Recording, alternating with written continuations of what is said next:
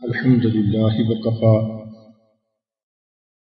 وسلام على عباده الذين اصطفى أما بعد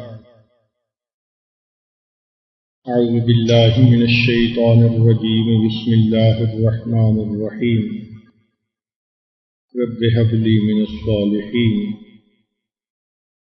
سبحان ربك رب العزة عما يصفون السلام على المرسلين والحمد لله رب العالمين اللهم صل على سيدنا محمد وعلى آل سيدنا محمد وبارك وسلم اللهم صل على سيدنا محمد وعلى آل سيدنا محمد وبارك وسلم اللهم صل على سيدنا محمد وعلى آل سيدنا محمد وبارك وسلم۔ آج کا عنوان ہے بچوں کی نفسیاتی تربیت۔ سوچ فکر کے اعتبار سے بچے کے اندر ایک اچھا انسان بن جائے، اس کو نفسیاتی تربیت کہتے ہیں۔ بچوں کا ذہن کورے کاغذ کی مانند ہوتا ہے۔ ماں باپ اس کے ساتھ جیسا برتاؤ کرتے ہیں اسی کے نقوش اس بچے کے ذہن پر سخت ہوتے جاتے ہیں۔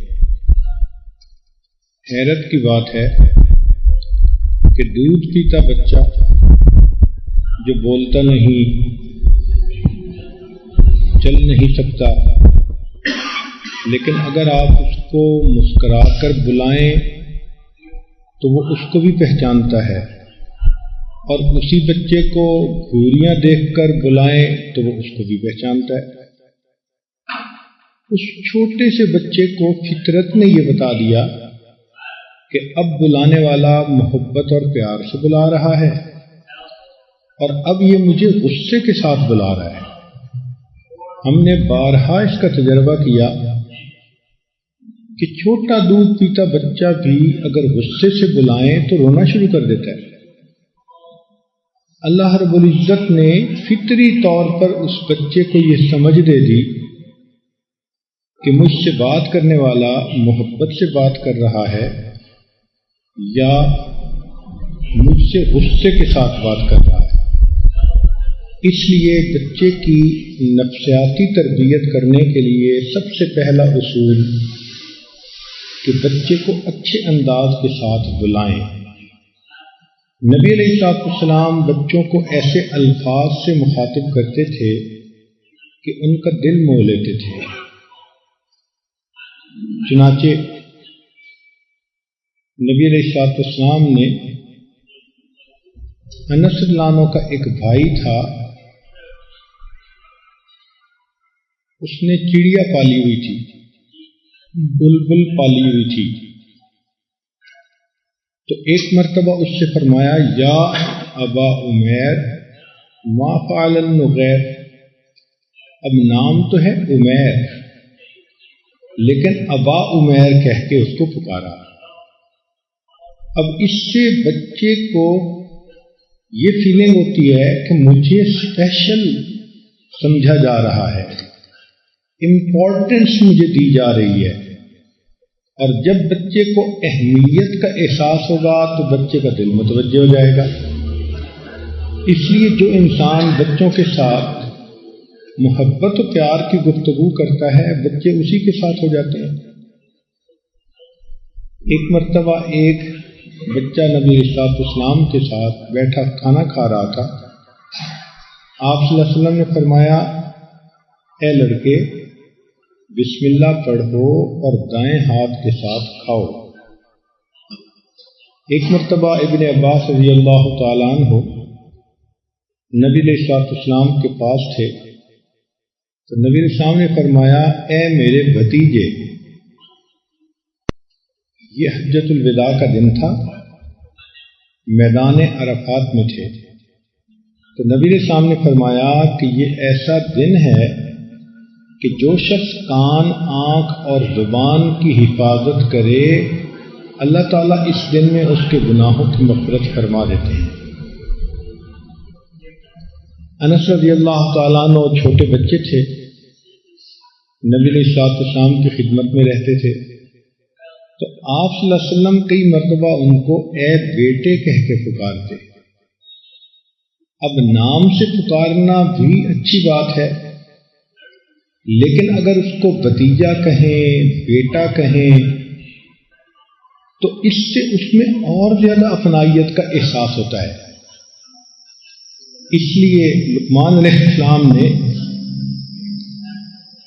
اپنے بیٹے کو جو نصیحت فرمائی تو فرمایا یا بنیا، اے میرے بیٹے۔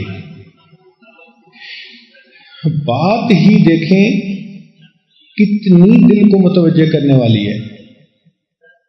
تو یہ ذہن میں رکھیں کہ فرق تو تھوڑا سا ہوتا ہے، لیکن اپنائیت والا لفظ استعمال کریں گے تو بچے کا دل قریب ہو جائے گا۔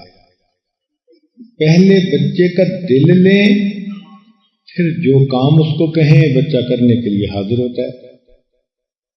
چنانچہ انس رضی اللہ عنہ کو نبی علیہ السلام نے فرمایا اے بیٹے، اگر تم اس حال میں صبح شام کر سکو کہ تمہارے سینے میں کوئی کینہ نہ ہو تو کرو، یہ میری سنت ہے، اور جو میری سنت پر عمل کرے گا وہ جنت میں میرے ساتھ ہوگا۔ کبھی کبھی متوجہ کرنے کے لیے نبی علیہ السلام ایسی بات کرتے تھے جو حقیقت بھی ہوتی مگر بچے مسکرا بھی پڑتے۔ ایک مرتبہ نبی علیہ السلام نے انس عنہ کو پکارا اے دو کانوں والے، یا ذل اذنین۔ اب دو کان تو ہر بندے کے ہیں، لیکن جب یوں کر کے پکاریں گے کہ اے دو کانوں والے تو بچہ اس کو انجوائے کرے گا۔ کئی مرتبہ نبی علیہ السلام نام کو بدل دیتے تھے، چنانچہ ام سلمہ رضی اللہ تعالی عنہا کی بیٹی زینب تھیں تو نبی علیہ السلام ان کو زوینب فرماتے تھے۔ تو اس طرح اس کے نام میں تبدیلی کر دینا، نام کو اپنائیت کے صیغے کے ساتھ ادا کر دینا، اس سے بچے میں اپنائیت ہوتی ہے۔ وہ بچہ پھر توجہ سے بات سنتا ہے، اپنا سمجھے گا تو نصیحت کو پلے باندھے گا۔ اس بارے میں ماں باپ کو چاہیے کہ وہ بچے کو خطاب کریں تو ہمیشہ آپ دیکھیں بڑا آدمی ہو اور دوسرا بندہ روکھے لفظوں میں خطاب کر دے تو کتنا غصہ آتا ہے، بندہ فیل کرتا ہے کہ اس نے تو میری کوئی ریسپیکٹ ہی نہیں کی۔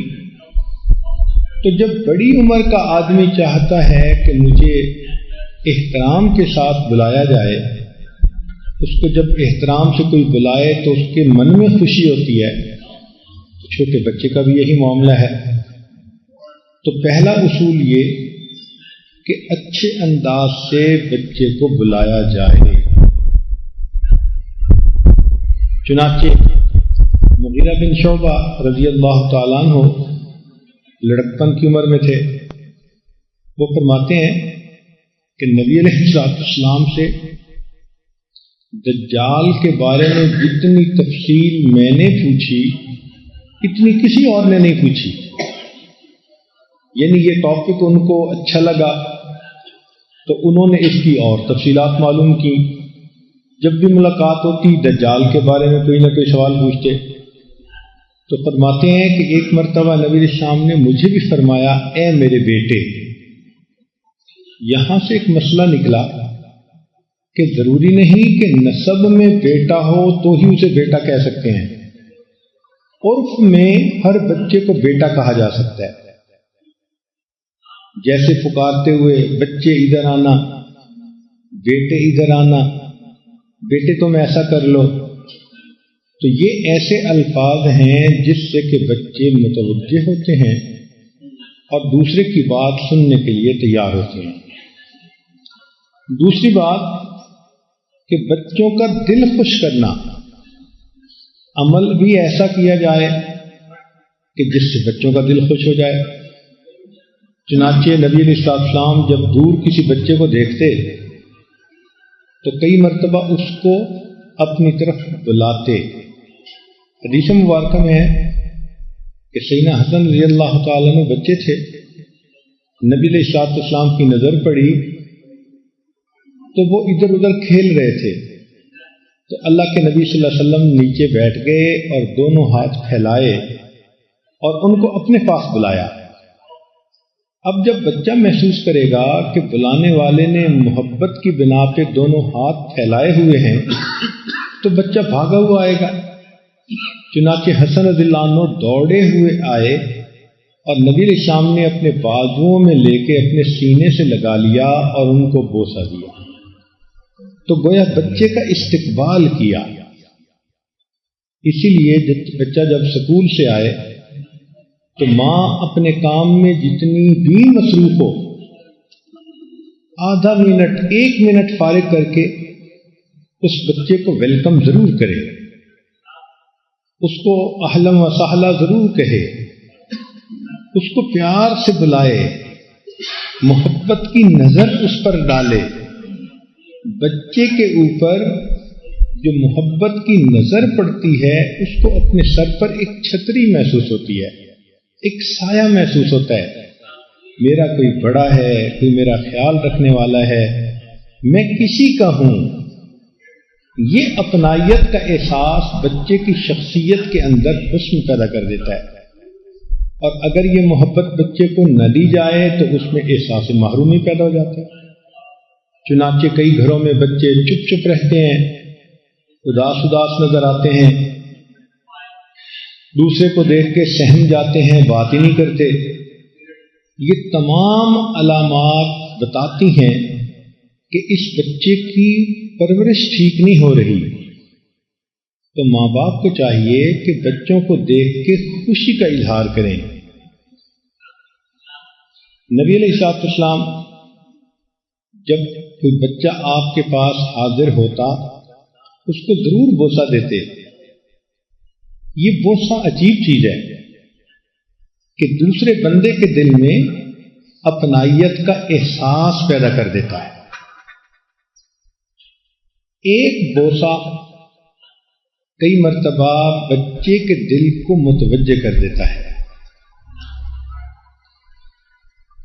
کبھی نبی علیہ السلام پیشانی پہ بوسہ دیتے، کبھی نبی اسلام رخسار پہ بوسہ دیتے، اور پھر بچے کے ساتھ ہنسی اور دل لگی فرماتے، اور بچے کے سر پہ شفقت کا ہاتھ پھیرتے۔ یہ بھی ایک عجیب نعمت ہے کہ بچے کے سر پہ اگر کوئی ہاتھ پھیریں تو اسے فیل ہوتا ہے کہ کوئی امبریلا میرے سر کے اوپر ہے، کوئی میرا بڑا ہے۔ اکیلا پن اسے محسوس نہیں ہوتا۔ چنانچہ بچی مدرسے میں سے پڑھ کر آئے، بچہ اسکول میں سے پڑھ کے آئے، تو ماں اور باپ دونوں کو چاہیے کہ اپنے پاس اسے بلائیں، بوسہ لیں، پیار محبت کی نظر سے دیکھیں اور سر کے اوپر ہاتھ پھیریں۔ سر پہ ہاتھ رکھنے سے اس بچے کو عجیب احساس ہوتا ہے، اور نبی علیہ السلام پھر اس بچے کو کئی مرتبہ اپنی گود میں بٹھاتے۔ یہ دیکھیے کہ اللہ کے پیارے حبیب صلی اللہ علیہ وسلم نے چھوٹے بچوں کو اپنے ساتھ مانوس کرنے کے لیے کیا پیاری تعلیم دی۔ ورنہ عام طور پر جس کے دل میں عبادت کا شوق ہو، خشیت الہی ہو، خوف خدا ہو، جو انسانوں میں سب سے زیادہ خشوع رکھنے والا ہو، تو دستور تو یہی ہے کہ اس کو تو انسانوں سے کوئی رشتہ ہی محسوس نہیں ہوتا، سب سے الگ ہٹ کٹ کر عبادت میں لگے رہنے کو جی چاہتا ہے۔ مگر قربان جائیں اللہ رب العزت کے پیارے حبیب صلی اللہ علیہ وسلم کی جامعیت پر، کمالات پر، کہ ایک طرف دل میں اتنا خشوع، اتنا اللہ کا خوف ہے، اور دوسری طرف بچوں کے ساتھ اتنا پیار سے ڈیل کر رہے ہیں کہ یوں محسوس ہوتا ہے کہ دنیا کا سب سے بڑا ماہر نفسیات یہی موجود ہے۔ تو آپ صلی اللہ علیہ وسلم بچوں کو اپنی گود میں بٹھاتے تھے۔ بچہ ذرا بڑی عمر کا ہوتا تو کئی مرتبہ ساتھ بٹھا کر اس کو کھانا کھلاتے تھے. کئی مرتبہ مجلس میں اگر کوئی پھل ملتا تو نبی علیہ السلام دعا پڑھتے اور مجلس میں جو سب سے چھوٹی عمر کا ہوتا وہ پہلا پھل اس کو عطا فرماتے تھے. اس سے بچے کے دل کو خوشی ہوتی ہے کہ سب سے پہلے یہ چیز مجھے دی گئی. تو پہلا اصول اچھے انداز سے بلانا، اور دوسرا بچوں کا دل خوش کرنا، اور تیسرا ہے بچوں کی خواہش کو پورا کرنا. بہت ساری باتیں ایسی ہوتی ہیں کہ جو آپ پوری کر سکتے ہیں مگر بے توجہی کی وجہ سے پوری نہیں کرتے. نبی علیہ السلام ایک مرتبہ عثمان بن مظعون رضی اللہ تعالیٰ عنہ کو ملے. وہ اپنے بچے کو پیار کر رہے تھے. تو نبی علیہ السلام نے پوچھا کہ کیا تمہیں اپنے بیٹے سے محبت ہے؟ انہوں نے جواب دیا، اے اللہ کے نبی صلی اللہ علیہ وسلم، مجھے اس بچے سے، بیٹے سے بہت محبت ہے. تو نبی علیہ السلام نے فرمایا کہ میں اس کے ساتھ تمہاری محبت کو اور نہ بڑھا دوں؟ عرض کیا، اے اللہ کے نبی صلی اللہ علیہ وسلم ضرور. تو فرمایا کہ جو شخص اپنے چھوٹے بیٹے کا دل خوش کرتا ہے اللہ رب العزت اس باپ کا دل خوش فرما دیتا ہے. اب دیکھیں یہ اللہ کے پیارے حبیب صلی اللہ علیہ وسلم نے کیا مزے کی بات فرمائی کہ بچوں سے محبت تو فطری چیز ہے، لیکن اگر ان سے پیار کا اظہار کریں اور بچوں کا دل خوش ہو جائے، اگر بچے کا دل خوش کرنے پہ خدا خوش ہوتا ہے، اللہ اکبر کبیرہ. اس کی اہمیت کا اندازہ لگائیے. تو نبی علیہ السلام نے پہلے فرمایا کیا تمہیں محبت ہے؟ جی اے اللہ کے نبی مجھے اپنے بیٹے سے بڑی محبت ہے. تو پھر فرمایا کہ کیا میں تمہاری محبت بڑھا نہ دوں؟ اے اللہ کے نبی ضرور. تو فرمایا کہ جو شخص اپنے چھوٹے بیٹے کا دل خوش کرے اللہ تعالیٰ اس کا دل خوش کرتے ہیں. اب یہاں بیٹے سے مراد بچہ ہے، بیٹی ہو یا بیٹا ہو. مقصود یہ ہے کہ چھوٹے بچے کا جو دل خوش کرے گا اس کے بدلے اللہ تعالیٰ اس بندے کا دل خوش کرے گا. اور ایک حدیث مبارکہ میں نبی السلام نے فرمایا ریح الولد من ریح الجنہ، کہ جب بچے کو باپ بوسہ دیتا ہے تو اس کے بدن کی جو مہک ہوتی ہے یہ جنت کی خوشبوؤں میں سے ہے.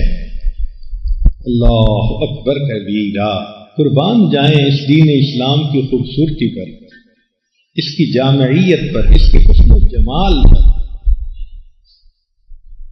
پوری دنیا میں ماں باپ اپنی اولاد سے محبت کرتے ہیں مگر وہ محبت ایک فطری سی چیز ہے. شریعت نے اس فطری تقاضے کو ایک عبادت کا رنگ دے دیا کہ اگر تم اپنے بچے کو بوسہ دو گے تو بوسہ لیتے ہوئے اس کے جسم کی جو مہک تم محسوس کرو گے وہ تمہارے لیے جنت کی خوشبوؤں میں سے ہے. ایک شخص سیدنا معاویہ رضی اللہ تعالیٰ عنہ کو ملنے کے لیے آیا. دیکھا کہ وہ لیٹے ہوئے ہیں اور ان کے سینے کے اوپر ان کی چھوٹی بیٹی ہے وہ کھیل رہی ہے. وہ حیران ہوا کہ امیر المومنین اور ایک چھوٹی بچی سینے پہ کھیل رہی ہے. تو سیدنا معاویہ رضی اللہ عنہ نے اس کو دیکھ کر فرمایا کہ میں نے نبی علیہ السلام سے یہ سنا ہے کہ جس کا بچہ ہو اس کو چاہیے کہ اس کے ساتھ بچہ بن جائے. یعنی بچوں کے ساتھ بچے بن کر تم بیہیو کرو گے تو وہ بچے تمہارے ساتھ مانوس ہو جائیں گے. اس لیے چھوٹے بچے کے ساتھ پیار محبت کے انداز میں معاملہ کرنا یہ اللہ کے ہاں عبادت ہے. آج ذرا غور کریں کہ کیا ہم اس کو عبادت سمجھتے ہیں؟ ہم تو صرف مصلی پہ بیٹھنے کو عبادت سمجھتے ہیں. شریعت کہہ رہی ہے کہ چھوٹے بچے کے ساتھ ملنا، بیٹھنا، پیار کرنا، کھیلنا یہ بھی عبادت ہے. اسی لیے کئی جگہ دیکھا کہ بچے کے ساتھ ماں ہائیڈ اینڈ سیک کھیل رہی ہوتی ہے. اب ماں چھپتی ہے تو بچہ ڈھونڈنے کے لیے آتا ہے، کہیں بچہ ڈھونڈتا ہے تو ماں اس کو ڈھونڈنے کے لیے آتی ہے. ماں کا بچے کے ساتھ اس طرح کھیلنا نفلی عبادت کی مانند عبادت ہے. حدیث مبارکہ میں ہے، حسن رضی اللہ تعالیٰ عنہ نبی علیہ السلام کی خدمت میں آئے اور گود میں بیٹھ گئے تو نبی علیہ السلام نے اپنی زبان مبارک نکالی.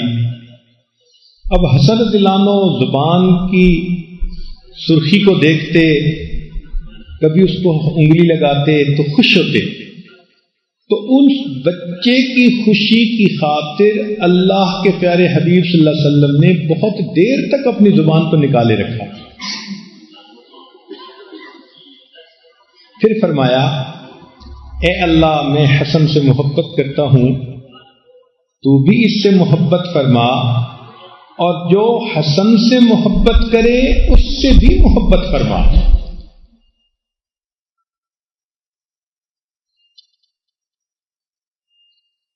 تو پہلا اصول اچھے انداز سے بلانا، دوسرا بچوں کا دل خوش کرنا، تیسرا ان کی خواہش پوری کرنا.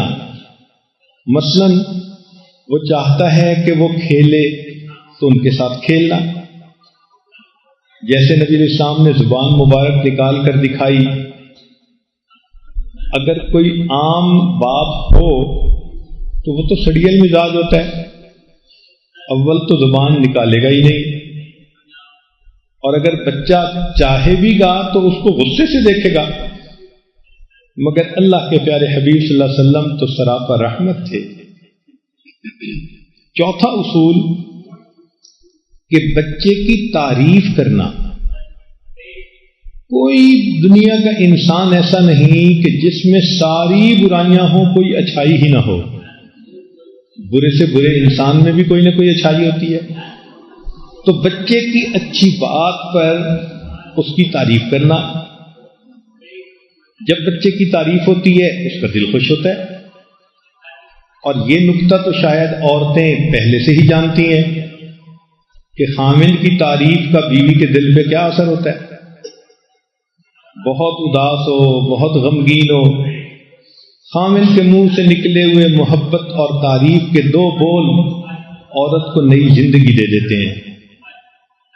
مرجھایا ہوا پودا جیسے تازہ ہو جاتا ہے، اس طرح بیوی اپنے خامند کی تعریف پر تر و تازہ ہو جاتی ہے.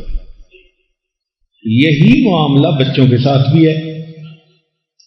تو بچے کی اچھے کام پر تعریف کریں، اس کی ذہانت کی تعریف کریں. اگر کوئی بات مانے اپنے والد کی، والدہ کی، تو اس پر اس کی تعریف کریں. اگر وہ باپ کے کہنے کے مطابق کوئی کام کرے یا کہنے کے مطابق کوئی کام نہ کرے تو اس پر اس کی تعریف کریں. یہ تعریف اس بچے کو مزید فرما برداری پر اکسا لیتی ہے. چنانچہ عبداللہ ابن عمر رضی اللہ تعالیٰ عنہ نے ایک مرتبہ رات خواب دیکھا اور اس میں جہنم کا منظر دیکھا. انہوں نے اپنی بہن سیدہ حفصہ رضی اللہ تعالی عنہا کو بتایا. سیدہ حفصہ رضی اللہ تعالی عنہا نے وہ خواب نبی علیہ السلام کی خدمت میں سنا دیا. تو جب نبی علیہ السلام کو خواب سنایا تو آپ صلی اللہ علیہ وسلم نے فرمایا، عبداللہ بہت اچھا آدمی ہے اگر کبھی تہجد کی پابندی کرے. اب ذرا غور کیجئے کہ نبی علیہ السلام اس نوجوان لڑکے کو تہجد کی ترغیب دینا چاہتے تھے، اس لیے کہ یہ جو ٹین ایج ہوتی ہے اس میں انسان کی نیند بہت گہری ہوتی ہے.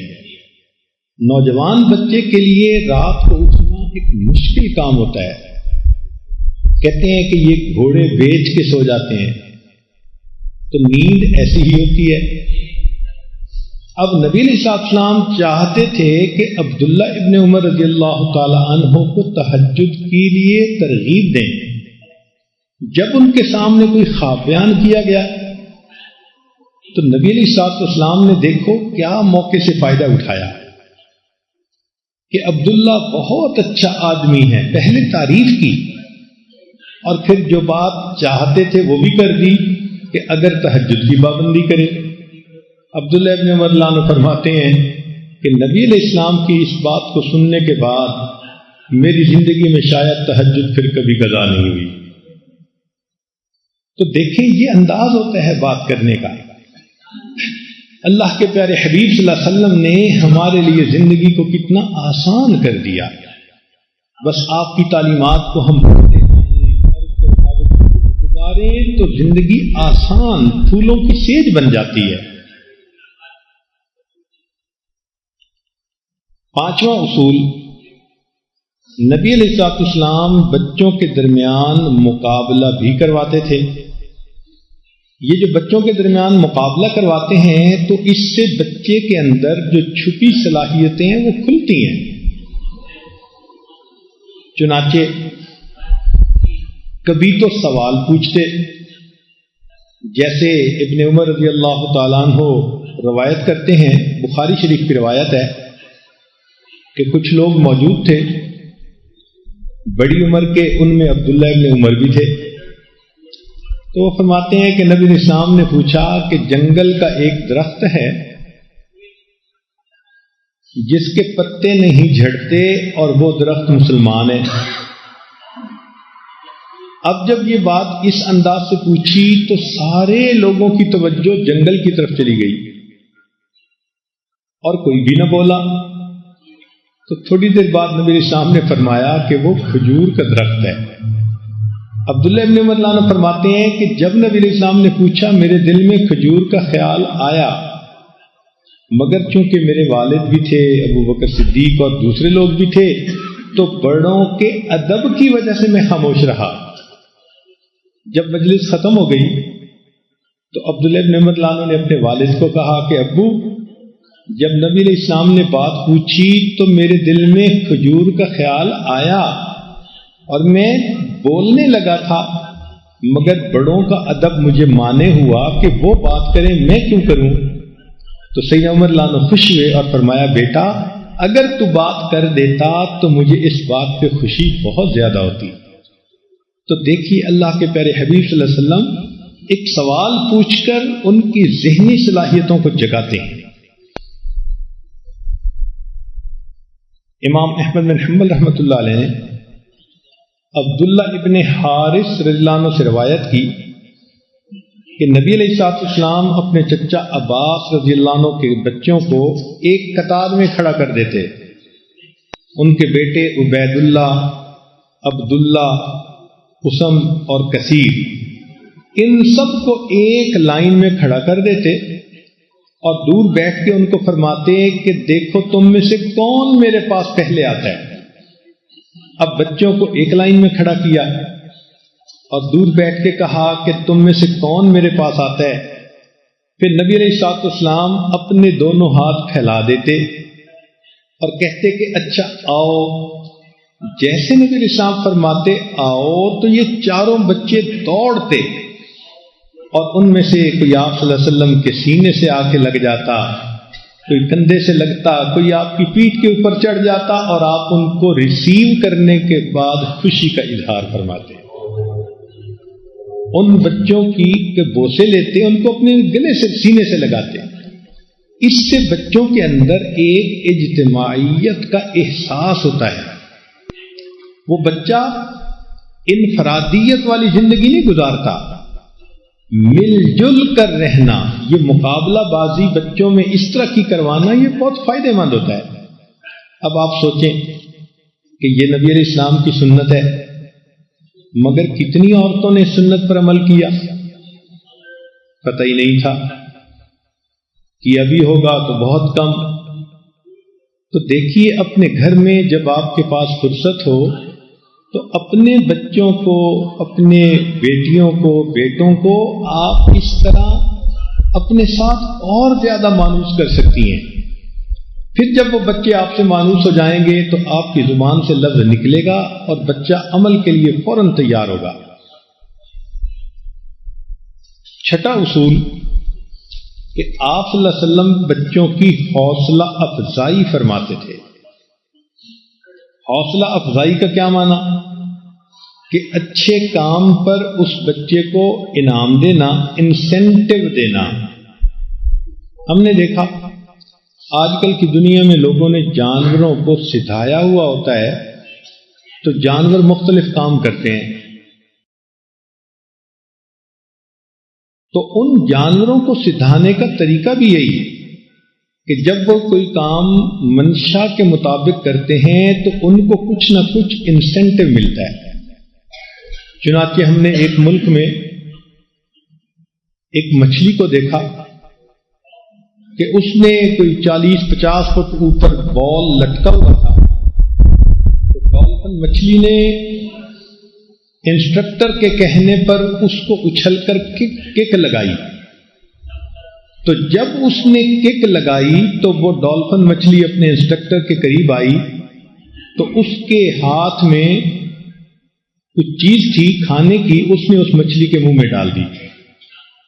تو معلوم کرنے سے انہوں نے بتایا کہ جانوروں کو بات منوانے کا طریقہ ہی یہی ہے کہ جب وہ کوئی کام آپ کی مرضی کے مطابق کریں تو آپ ان کو کھانے کے لیے کچھ دیں، پھر ان کو عادت پڑ جائے گی، وہ پھر آپ کے اشارے پہ وہی کام بار بار کریں گے.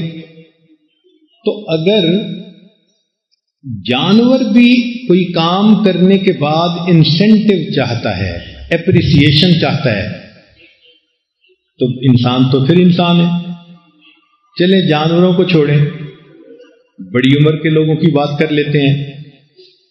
بیوی اگر کوئی اچھا کام کرے تو توقع ہوتی ہے نا کہ خامند میری تعریف کرے. بیچاریوں کو شکوہ ہی رہتا ہے، میں اتنے اچھے کھانے بناتی ہوں، خامند کی منہ سے تو کبھی تعریف کا ایک لفظ ہی نہیں نکلا. میں نے فلاں دن اتنے پیارے کپڑے پہنے، خامند نے آنکھ اٹھا کے نہیں دیکھا.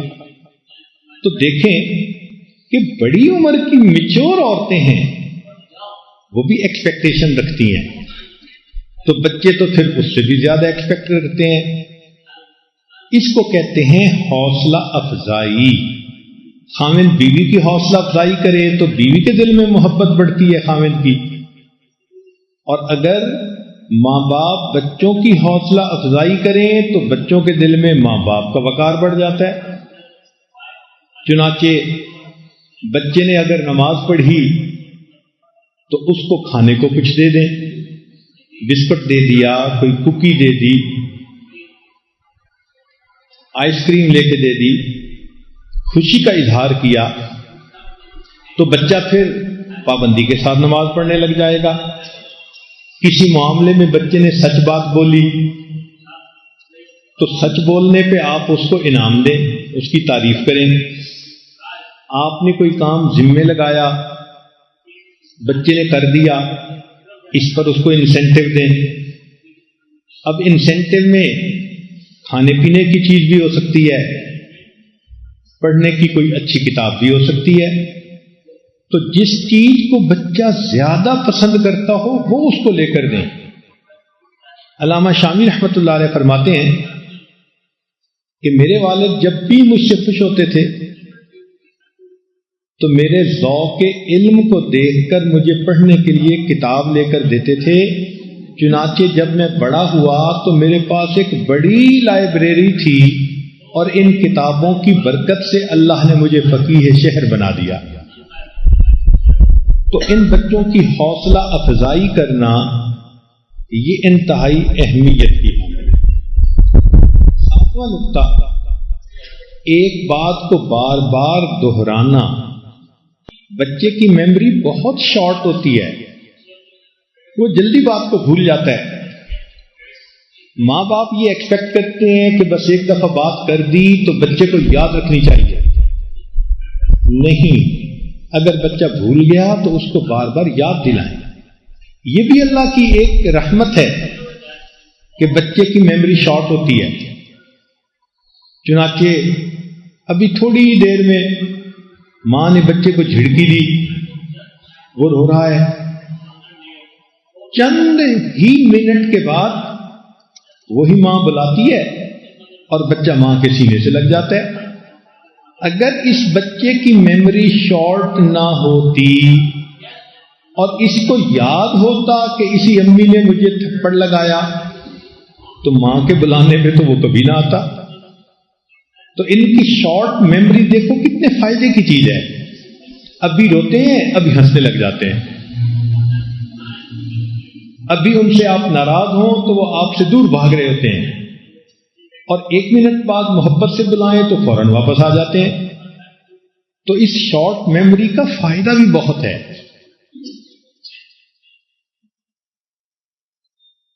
اس لیے پھر بچے کو بات بار بار یاد کروانی پڑتی ہے. مثلا کوئی کام کہا تو صرف ایک دفعہ نہیں کہنا، پھر اس کو یاد دہانی کرواتے رہے، بیٹے میں نے فلاں کام ذمہ لگایا تھا آپ نے کرنا ہے. پھر دوسرے موقع پہ یاد دلایا. جب اس کی میموری ریفریش ہوتی رہے گی تو پھر بچہ اس کام کو کر سکے گا. کئی مرتبہ ماں نے کام کہا ہوتا ہے اور بچہ بھول جاتا ہے تو ماں ڈانٹنا شروع کر دیتی ہے. اب وہ بچے نے نافرمانی کی وجہ سے اس کام کو نہیں چھوڑا، اپنی میموری کے شارٹ ہونے کی وجہ سے بھول گیا تھا، نافرمانی کا ارادہ نہیں تھا. اب اس کو اگر ڈانٹ پلانی شروع کر دیں گے تو بچے کے اس پر اس کا برا اثر پڑے گا، کیونکہ اس نے اپنی انٹینشن میں تو نافرمانی نہیں کی، ان انٹینشنلی ہو گیا. اس لیے اپنی بات کو بار بار بچوں کے ساتھ دہرانا چاہیے، ان کو یاد کروانا چاہیے. اور اگر وہ ایک ہی سوال کو بار بار پوچھیں تو ان کو تسلی کے ساتھ جواب دینا چاہیے.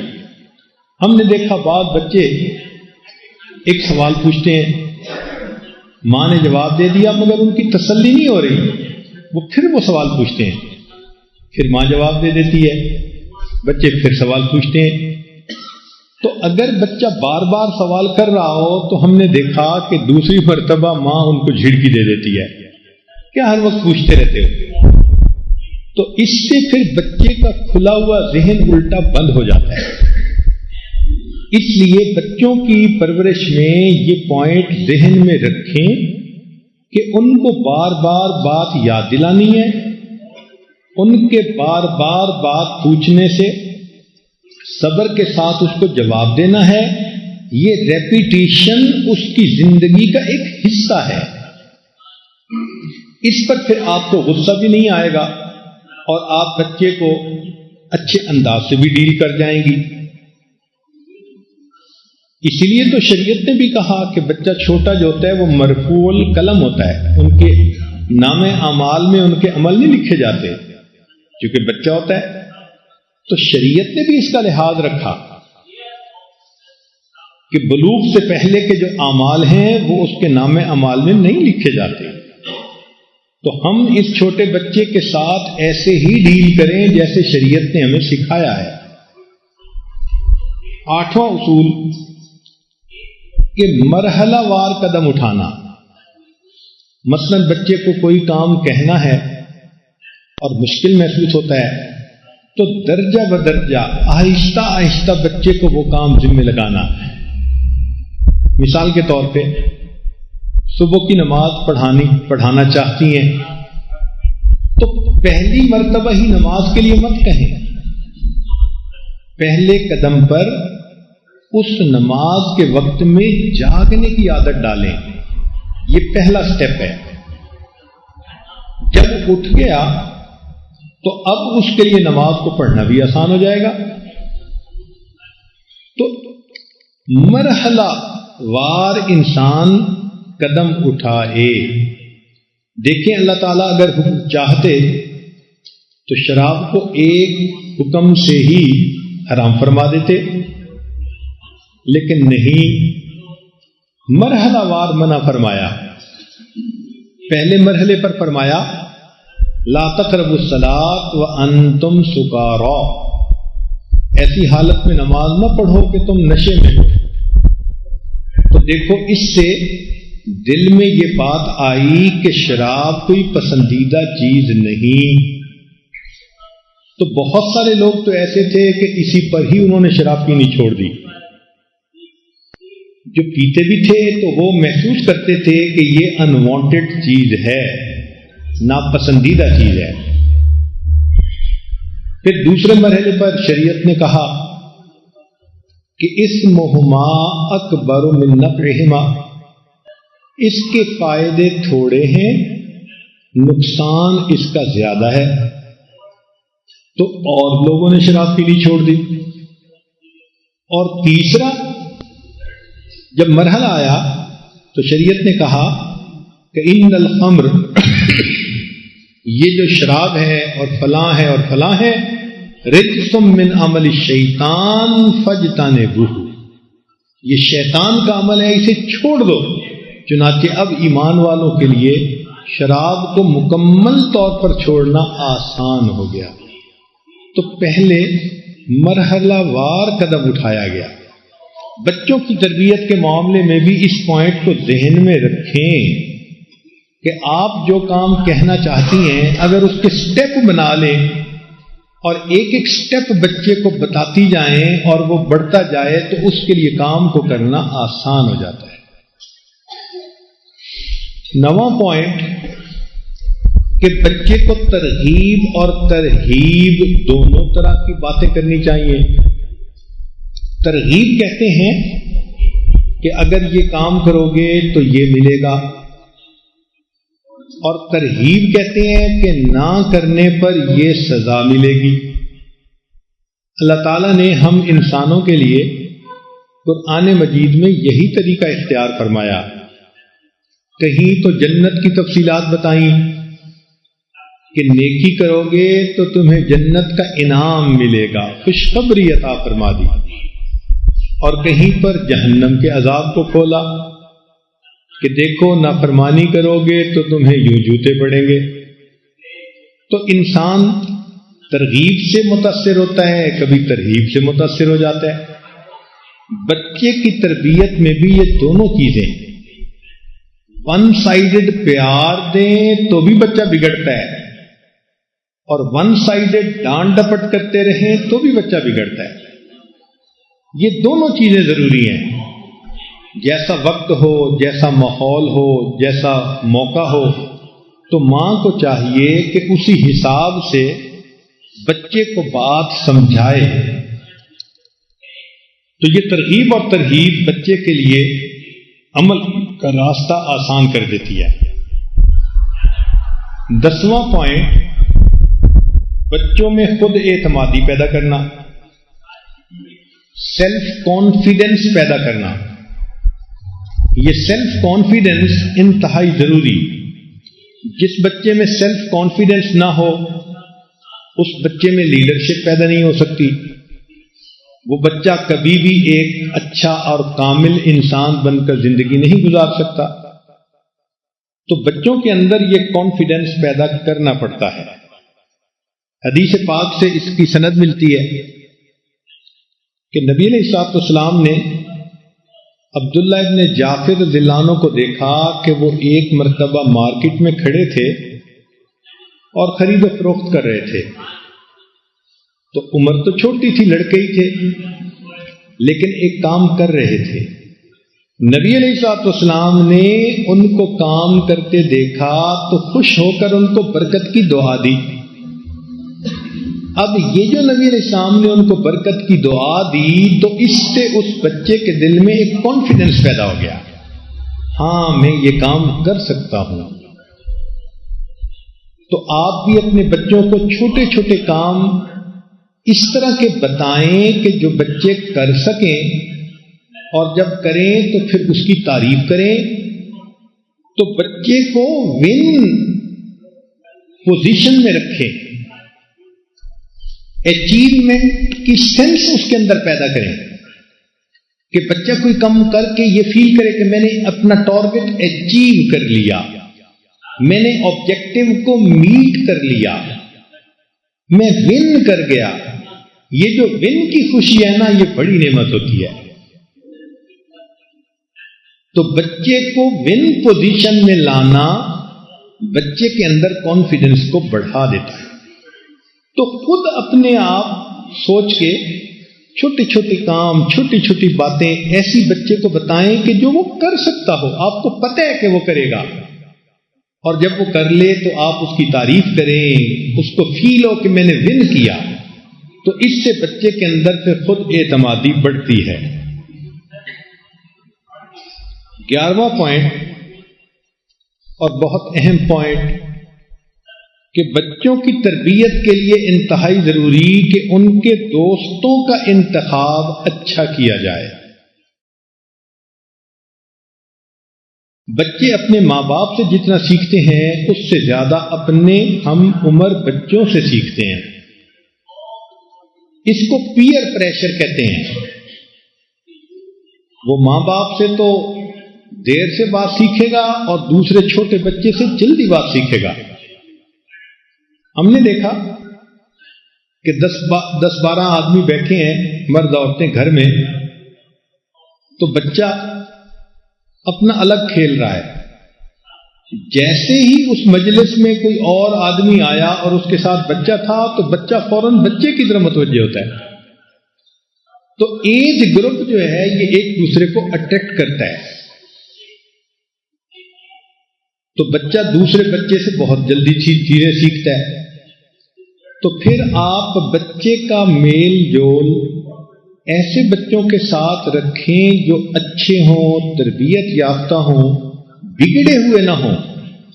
بگڑے ہوئے بچے کے ساتھ آپ کا بچہ رہے گا تو بہت جلدی بگڑ جائے گا. ہم نے دیکھا چند لمحے کا ساتھ بچے کو بری باتیں سکھا دیتا ہے. اس لیے جیسے آپ اپنے بچے کو درندے اور جانور سے بچاتی ہیں، اسی طرح برے دوست سے بھی بچائیں. اس بارے میں بے توجہی ہوتی ہے. ماں باپ دھیان ہی نہیں رکھتے کہ ہمارے بچے کن بچوں کے ساتھ کھیلتے ہیں، کن بچوں سے باتیں کر رہے ہیں، کن کے ساتھ بیٹھ رہے ہیں. تو ایک گھر میں تو بچے کو ٹی وی سے بچایا جاتا ہے، اور دوسرے بچوں سے جب وہ ملتے ہیں تو فوراً وہ بچے ان کو ٹی وی کے پروگرام کی باتیں سناتے ہیں. تو بچے کے دل میں حسرت پیدا ہوتی ہے، اور یہ ہوتا ہے کہ مجھے تو ڈپرائیو کیا جا رہا ہے کسی نعمت سے. اب یہاں ایک سوال پیدا ہوتا ہے کہ کیا کریں؟ رشتہ داریاں ہیں، مل جل کے رہنا ہے. ایک گھر کے بچوں کو ہم تربیت دے رہے ہیں تو دوسرے بچوں سے ملتے ہیں کہ جن کے ساتھ وہ باتیں بھی کرتے ہیں. اس کا طریقہ پھر یہ ہے کہ اگر بچے کسی وقت مجبوراً مل بھی لیں تو ان کے بعد آپ بچوں کو فوراً اٹینڈ کریں، ان کی کلاس لیں، اس سے پوچھیں کہ بیٹے تمہاری کیا بات ہوئی؟ تو وہ بتائے گا فلاں بات ہوئی، فلاں بات ہوئی. تو اگر وہ بتائے تو آپ اچھی باتوں کی تصدیق کر دیں اور بری باتیں ان کو بتا دیں کہ یہ بری باتیں تھیں. یوں کرنے سے اچھی باتیں اس کے ذہن میں نقش ہو جائیں گی اور بری باتیں اس کے ذہن سے مٹ جائیں گی. اس لیے بچے جب روزانہ اسکول سے آئیں تو ماں باپ کی یہ ذمہ داری ہے کہ آتے ہی 1-2 منٹ پیار محبت سے اس کو اپنے پاس لے لیں، گلے لگائیں، بوسہ دیں، اور پھر پوچھیں کہ بیٹے آج تم نے اسکول میں کیا سیکھا. وہ بچہ ایسا ہوتا ہے کہ سارا کچھ کھول کے رکھ دیتا ہے. استاد نے یہ کہا، فلاں نے یہ کہا، فلاں نے یہ کہا. تو جب آپ کو ساری بات کا پتہ چل جائے تو اچھی باتوں کی آپ تصدیق کر دیں اور بری باتیں سمجھا دیں کہ بیٹے یہ بھی برا، یہ بھی برا. تو بچہ آپ کی بات کو قبول کرتے ہوئے بری باتوں سے دور رہے گا.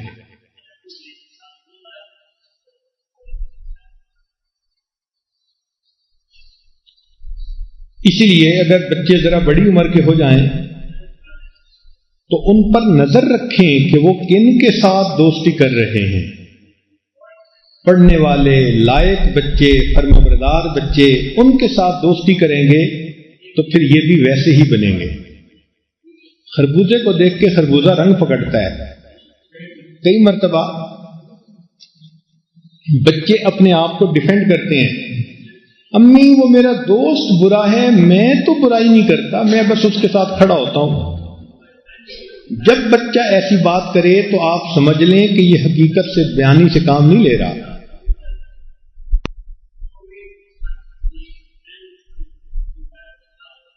آدمی وہی کچھ کرتا ہے جیسی اس کی صحبت ہوتی ہے.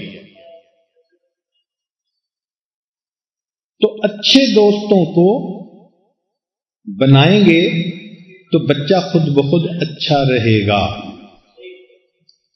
اس عاجز کی اسکول کی عمر تھی اور بڑے بھائی اسکول کے اندر ٹیچر تھے،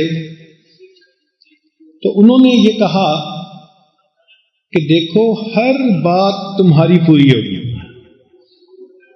کوئی کپڑا پہننا ہے، کوئی چیز کھانی ہے، کوئی لینی ہے، جو کہو گے تمہاری بات پوری ہوگی، لیکن ایک بات میری پوری ہوگی. پوچھا کیا؟ کہنے لگے کہ تمہارے دوست میری مرضی کے بنیں گے. اب چونکہ یہ چھوٹی عمر تھی، 5ویں 6ٹھی کلاس کی بات ہے، تو اس کی گہرائی کو تو یہ عاجز نہ سمجھ سکا، مگر خاموش ہو گیا. چنانچہ بھائی بہت شفقت فرماتے تھے،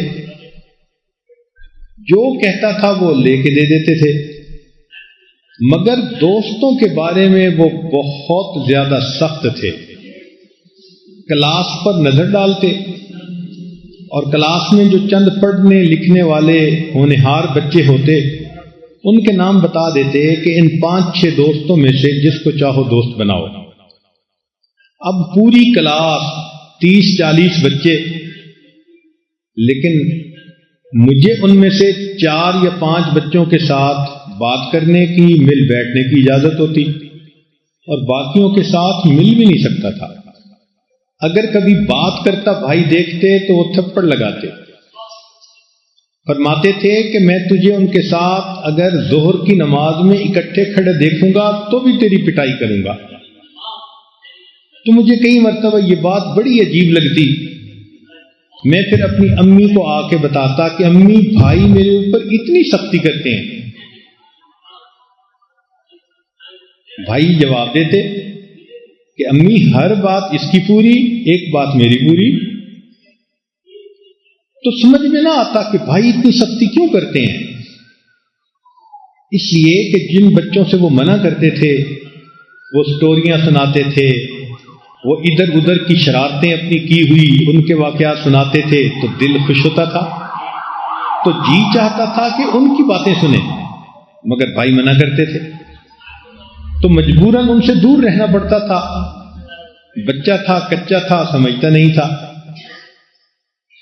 لیکن جب بڑے ہوئے تو تب یہ حقیقت کھلی کہ جتنے لوگوں سے وہ منع کرتے تھے وہ سارے کے سارے پڑھائی میں فیل ہونے والے، 3rd ڈویژن میں پاس ہونے والے. کسی نے ریڑھی لگائی، کسی نے منیاری کی دکان بنائی، کسی نے فلاں دکان بنائی، وہ اسی لیول کے لوگ تھے. اور جن بچوں سے دوستی کا وہ کہتے تھے ان بچوں کو آج میں دیکھتا ہوں تو کوئی فوج کے اندر جنرل بنا ہوا ہے، کوئی بریگیڈیئر بنا ہوا ہے، کوئی کمشنر بنا ہوا ہے. اب احساس ہوتا ہے کہ بھائی نے ایسے لوگوں کی دوستی سے بچا کے میرے اوپر کتنا بڑا احسان کیا. اس لیے کوئی دن ایسا نہیں کہ میں ان کے لیے اللہ کے ہاں بلندی درجات اور بخشش کی دعا نہ کروں. تو اسی طرح ماں باپ کو اپنے بچوں کو اچھے دوستوں سے دوستی کروائیں اور برے دوستوں کی دوستی سے بچائیں. 12واں نقطہ کہ اپنے بچوں کو ادب سکھائیں. یہ ادب کا عنوان دوسرے ٹاپک میں بھی ذرا تفصیل کے ساتھ آئے گا. تاہم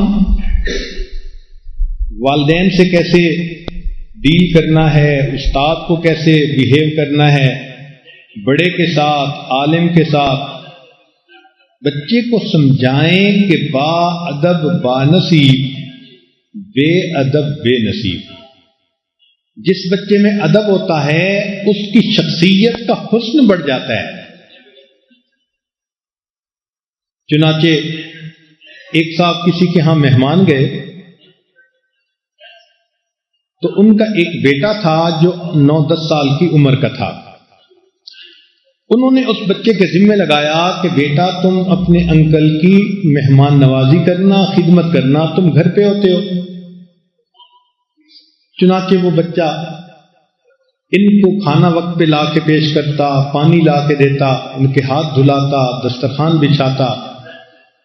بچہ اتنا سلیقہ مند تھا کہ یہ اس کے کام کو دیکھ کے بہت حیران ہوتے، حتیٰ کہ جب وہ برتن سمیٹتا تو کھٹکنے کی بھی آواز نہیں آتی تھی۔ انہوں نے نہانا ہوتا تو گرم پانی تیار، نہا لیتے تو کپڑے استری ہو کے تیار، جب نہا دھو کے کپڑے پہن لیتے تو کھانا دسترخوان پہ تیار۔ یہ بڑے حیران کہ اس بچے کو مہمان نوازی کا اتنی چھوٹی عمر میں ماں باپ نے یہ سلیقہ کیسے سکھا دیا۔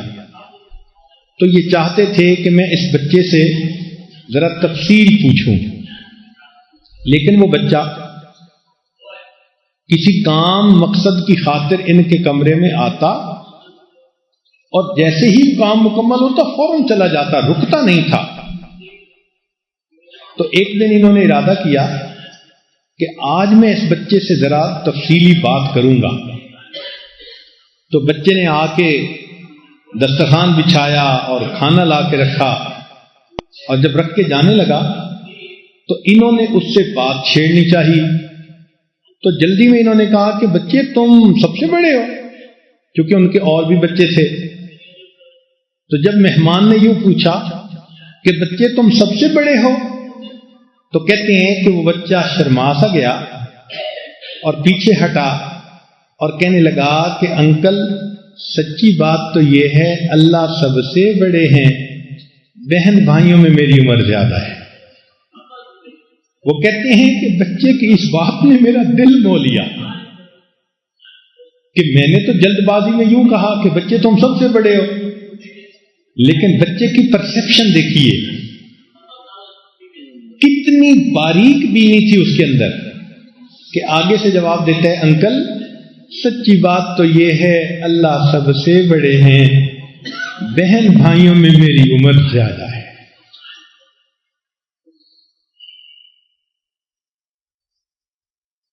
چنانچہ اسی طرح کا ایک مضمون حدیث مبارکہ میں بھی آتا ہے کہ سیدنا صدیق اکبر اللہ عنہ کی عمر نبی علیہ الصلوۃ والسلام سے 2 سال کے قریب چھوٹی تھی، لیکن تاریخ میں یہ بھی آتا ہے کہ بڑی تھی۔ تو جس روایت میں یہ آتا ہے بڑی تھی، اس میں آتا ہے کہ نبی علیہ الصلوۃ والسلام نے ان سے پوچھا کہ کیا تم مجھ سے بڑے ہو؟ تو صدیق اکبر اللہ عنہ نے فوراً جواب دیا اے اللہ کے نبی انت اعظم و اکبر و انا اسن، آپ بڑے ہیں اور رتبے والے ہیں، عمر میں زیادہ۔ تو یہ گفتگو کا انداز انسان کی شخصیت کے اندر حسن پیدا کر دیتا ہے۔ اللہ تعالی ہمارے بچوں کو با نصیب با ادب بنا دے۔ وآخر دعوانا ان الحمد للہ رب العالمین۔ تھوڑی دیر کے لیے مراقبہ کر لیجئے، پھر دعا کر لیتے ہیں۔ آنکھوں کو بند کر لیجئے، سر کو جھکا لیجئے۔ دنیا اور جو کچھ دنیا میں ہے اس سے ہٹ کٹ کے اللہ رب العزت کی یاد میں ڈوب جائیے۔ انسان جب اپنے اندر جھانکتا ہے اسے اپنی اصل تصویر نظر آتی ہے۔ اپنے من کے دریچے کو کھولیے، اپنی اصل تصویر کو دیکھیے۔ ہوا ہرس والا دل بدل دے،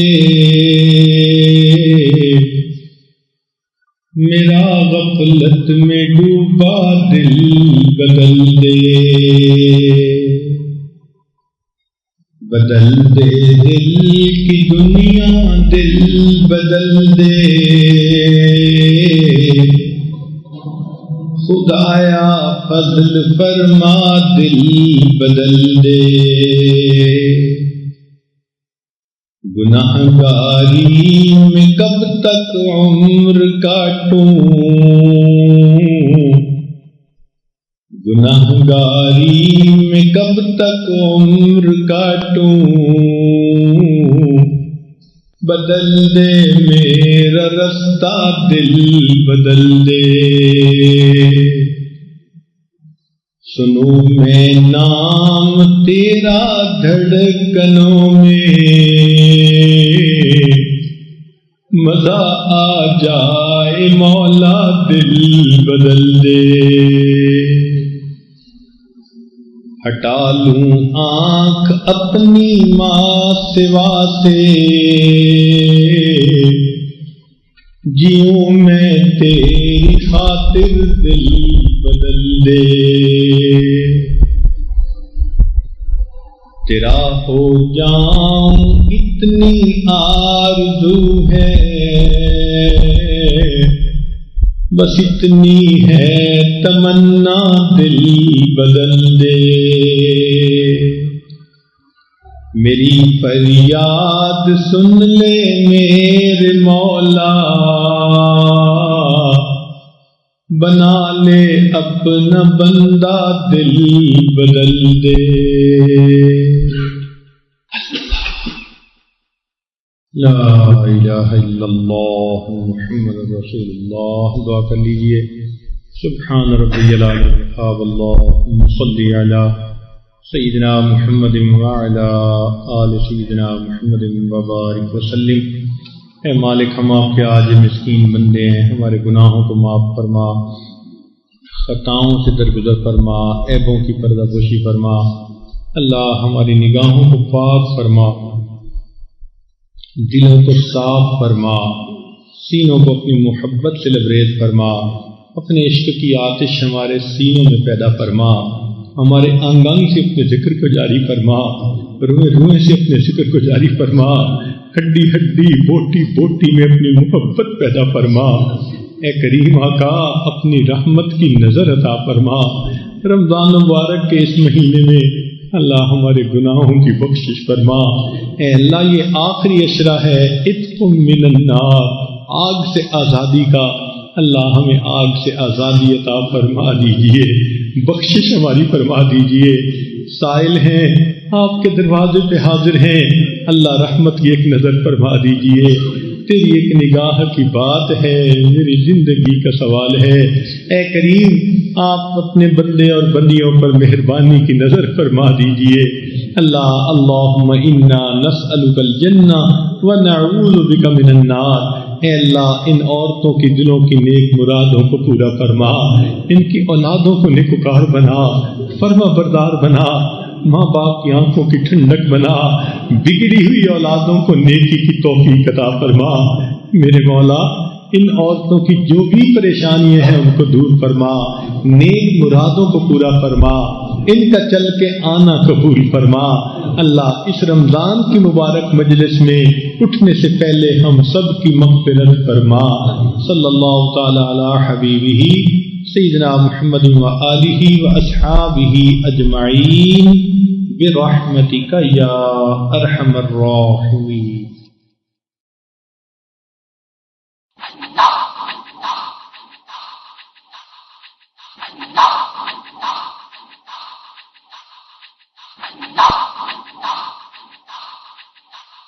واللہ ما طلعت شمس ولا غربت الا وانت فی قلبی ووسواسی ولا جلست الى قوم احدثهم حضرت جی کے عمرہ حج اور دیگر قیمتی مضامین پر مشتمل بیانات کے اوریجنل کیسٹس اور سیڈیز حاصل کرنے کے لیے موبائل نمبر نوٹ فرما لیجیے 03224800 480 آپ سے التماس ہے کہ اپنی قیمتی دعاؤں میں ہمارے اس ادارے نقشبندی ریکارڈنگز کو بھی یاد رکھیں. ادارہ نقشبندی ریکارڈنگز.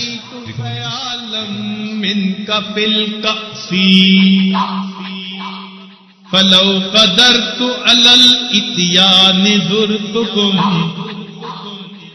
صحبا علی الوجه او مشیا علی الرأس